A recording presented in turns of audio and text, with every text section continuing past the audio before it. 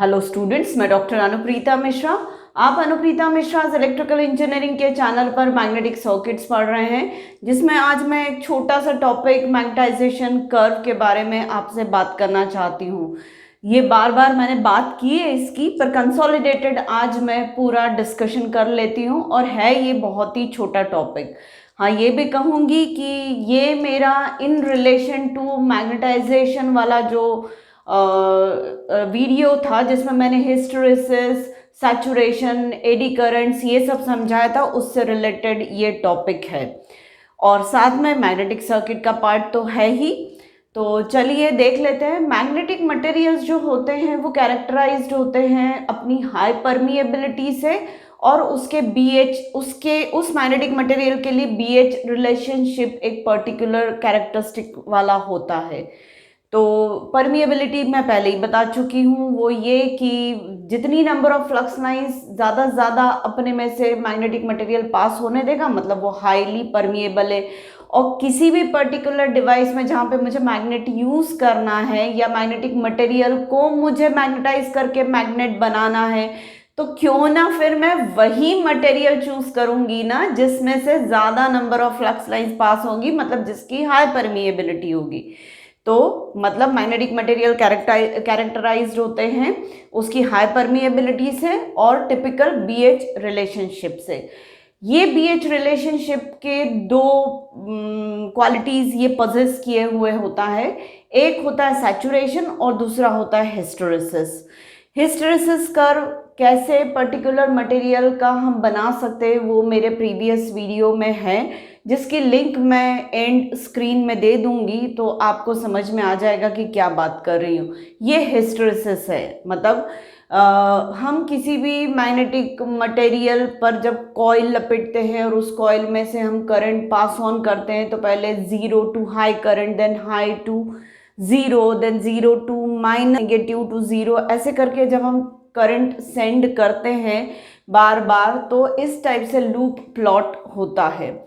अब मैं आऊंगी उस पर। मैग्नेटिक मटेरियल जो होते हैं वो दो टाइप के होते हैं, एक फेरोमैग्नेटिक मटेरियल और एक फेरी मैग्नेटिक मटेरियल्स होते हैं। फेरोमैग्नेटिक मटेरियल्स जो होते हैं वो आयरन और उसके अलॉय से बनते हैं, और ये हार्ड मटेरियल होता है बेटा। इनके अंदर जो आते हैं वो परमानेंट मैग्नेटिक मटेरियल्स आते हैं, जैसे कि alnicos, chrome, steel, certain copper nickel के एलॉयज भी इसमें आते हैं, और दूसरे बहुत सारे टाइप के एलॉयज आते हैं। फेरी मैग्नेटिक मटेरियल जो होता है वो कंसिस्ट होता है मिक्स्ड ऑक्साइड से, आयरन और दूसरे मेटल्स के, उससे फेरी मैग्नेटिक मटेरियल बनता है। और इसकी जो मैग्नेटिक फ्लक्स डेंसिटी होती है वो 0.3 to 0.5 टेस्ला होती है with respect to the pure iron's magnetic flux density, जो कि 2.18 टेस्ला होती है। तो नेचुरली ये जो एलॉयज फॉर्म हो गए फेरोमैग्नेटिक मटेरियल की, इनकी फ्लक्स डेंसिटी प्योर आयरन से भी ज़्यादा होती है बेटा।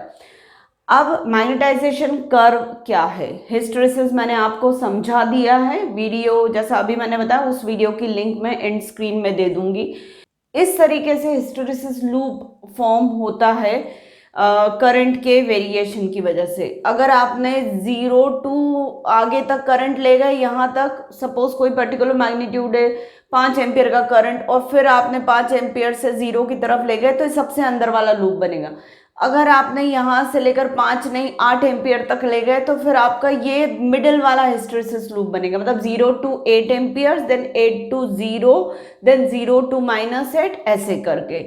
अगर आपने 0 to 10 एम्पियर तक ले गए, तो सबसे बाहर वाला हिस्टैरिसीस लूप बनेगा। और ये लूप का एरिया जितना ज़्यादा होता है उतना 0 to प्लस आए, देन 0, देन माइनस आए, देन 0, इसमें ज़्यादा एनर्जी लॉस होती है, मतलब मैग्नेटिक मटेरियल ज़्यादा गर्म हो जाता है, क्योंकि ये प्रोसेस जो है हिस्टैरिसीस की, वो magnetization, then demagnetization, then again magnetization in opposite direction, then again demagnetization of the opposite magnetism, ऐसी सारी ये प्रोसेस होती है बेटा। हिस्टैरिसीस लूप का ही इनिशियल पार्ट जो होता है इसको हम मैग्नेटाइजेशन कर्व कहते हैं। अगर मैंने 0 टू प्लस आए तक करंट को ले गई, चाहे वो प्लस आए 6 एम्पियर हो, 8 एम्पियर हो, 10 एम्पियर हो, कुछ भी हो, ये वाला जो एक इनिशियल कर्व प्लॉट होता है इसको हम मैग्नेटाइजेशन कर्व बोलते हैं बेटा। और ये मैग्नेटाइजेशन कर्व से हमारे मैग्नेटाइजेशन की प्रोसेस स्टार्ट होती है, फिर हम पूरा हिस्टैरिसीस कर्व प्लॉट कर सकते हैं, magnetization, demagnetization, minus magnetization, then demagnetization of negative magnetization, वो सारा करके हम ये लूप प्लॉट करते हैं। किसी भी मैग्नेटिक मटेरियल का जो हिस्टैरिसीस लूप प्लॉट करने की प्रोसेस है वो मैग्नेटाइजेशन कर्व सबसे पहले प्लॉट होता है, उसके बाद फिर हिस्टैरिसीस लूप हम प्लॉट कर सकते हैं करंट के मैग्नीट्यूड को चेंज करके। तो ये इनिशियल पार्ट जो होता है वो मैग्नेटाइजेशन कर्व होता है, जिसके 3 पार्ट्स होते हैं, एक लीनियर पार्ट, एक नी पार्ट और एक सैचुरेटेड पोर्शन, ऐसा हो सकता है। शुरुआत में जब हम कोर पर लपेटी हुई वाइंडिंग जो है उस वाइंडिंग में से भेजे जाने वाले करंट को जब हम बदलते हैं तो वो करंट जब 0 टू मैक्सिमम होता है तब आपको ये कर्व मिलेगा। पर शुरुआत में 0 से लेकर कुछ मैग्नीट्यूड करंट का जब बढ़ता है, मतलब ये n नंबर ऑफ टर्न्स में से I करंट बहने पर n इंटू आई ये मैग्नेटोमोटिव फोर्स बढ़ता चला जाता है, और magnetomotive force divided by length अगर हम कोर की ले लें तो ये जो है ये आपका H होता है, और ये I बढ़ने से H बढ़ता चला जाता है। जैसे जैसे H बढ़ता है मतलब ज़्यादा करंट बढ़ता चला जा रहा है, और करंट बढ़ने के साथ साथ इस करंट की वजह से प्रोड्यूस्ड मैग्नेटिक फ्लक्स लाइंस भी बढ़ती चली जाएगी। तो फ्लक्स बढ़ेगा तो N इंटू आई भी बढ़ रहा है, तो फ्लक्स ज़्यादा मतलब फ्लक्स लिंकेजेस भी बढ़ रहे हैं। जैसे जैसे फ्लक्स बढ़ता चला जाएगा उसकी वजह से मैग्नेटिक मटेरियल में से ज़्यादा number of flux lines pass होंगी, तो इसका बी मैग्नेटिक फ्लक्स डेंसिटी इस मटेरियल की बढ़ती चली जाएगी। और मैग्नेटिक फ्लक्स डेंसिटी बढ़ती चली जाएगी मतलब शुरू में करंट जब 0 से लेकर मैक्सिमम वैल्यू तक जा रहा है, धीरे धीरे बढ़ रहा है, तो उसकी वजह से फ्लक्स बढ़ रहा है तो बी बढ़ रहा है मैग्नेटिक मटेरियल से, तो शुरुआत में दोनों के बीच में लीनियर रिलेशनशिप मिलता है। उसके बाद करंट की वैल्यू हम और बढ़ा रहे हैं पर उसके प्रोपोर्शनल बी उतना ज़्यादा नहीं बढ़ेगा, फ्लक्स उतना ज़्यादा नहीं बढ़ रहा है, तो ये टर्निंग आने लगती है जिसको बोलते हैं नी ऑफ द मैग्नेटाइजेशन कर्व। और इसके बाद हम कितना भी करंट बढ़ा दे इस मटेरियल से पास होने वाली नंबर ऑफ फ्लक्स लाइंस बढ़ेंगी नहीं, क्योंकि सैचुरेट हो चुका है, तो बी लगभग कांस्टेंट हो जाता है। मैग्नेटिक फ्लक्स डेंसिटी इस कोर मटेरियल की कांस्टेंट हो जाती है, उसके बाद आए आप चाहे जितना बढ़ा दो। तो हमारे जितने भी इक्विपमेंट से जो मैग्नेटाइजेशन पर काम कर रहे हैं, मतलब इलेक्ट्रोमैकेनिकल एनर्जी डिवाइसेस, ट्रांसफार्मर या दूसरे और भी डिवाइसेस है, वो सारे डिवाइसेस नी पोर्शन में काम करने के लिए बने, मतलब उनमें से पास होने वाला फ्लक्स इतना होता है कि उसकी वजह से मैग्नेटिक फ्लक्स डेंसिटी लगभग इतनी होनी होगी, मतलब ये मैक्सिमम लगभग फ्लक्स डेंसिटी, इसके बियॉन्ड फ्लक्स डेंसिटी नहीं बढ़ सकती इस मटेरियल की। मतलब सैचुरेशन से जस्ट पहले नी पोर्शन में हमारे इलेक्ट्रोमैकेनिकल एनर्जी डिवाइसेस या ट्रांसफार्मर काम करता है, क्योंकि यहाँ पर मैक्सिमम फ्लक्स डेंसिटी मिलती है, इसके बियॉन्ड बढ़ेगी नहीं, और इससे कम फ्लक्स डेंसिटी पर काम करवा रहे हैं, मतलब हम कंप्लीटली यूटिलाइज नहीं कर पा रहे उस मैग्नेटिक कोर मटेरियल को।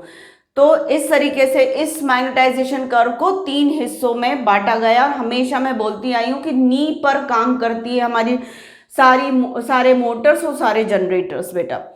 अब मैग्नेटाइजेशन कर्व के बेसिस पर डिफरेंट मैग्नेटिक मटेरियल्स के ये मैग्नेटाइजेशन कर्व्स है, जिसमें शीट स्टील का मैग्नेटाइजेशन कर्व बेस्ट है, और शीट स्टील ही मोस्टली हम यूज़ करते हैं। जैसे ट्रांसफार्मर में ही शीट स्टील की लैमिनेटेड कोर बनाया जाता है। लैमिनेटेड क्यों? एडी करंट्स को रिड्यूस करने के। और शीट स्टील की एक अपने आप में क्वालिटी की ये हाईली रेजिस्टेंट टू करंट होता है।